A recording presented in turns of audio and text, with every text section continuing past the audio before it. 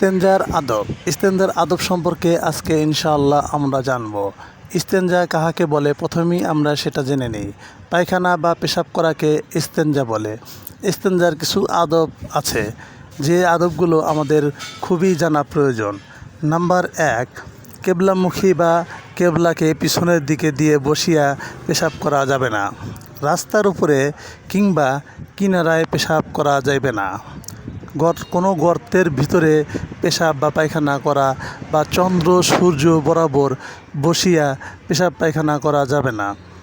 পায়খানায় বসিয়া কথাবার্তা বলা এবং উপরের দিকে দেখা বা লজ্জাস্থানের দিকে তাকিয়ে থাকা কখনোই যাবে না।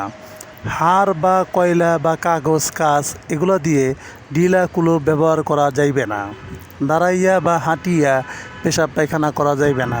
বিনা ওজরে পানিতে পেশাব করা যাইবে না।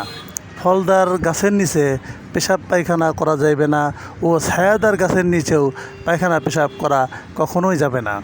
গোসলখানায় পায়খানা পেশাব করা ঠিক হবে না আপনার।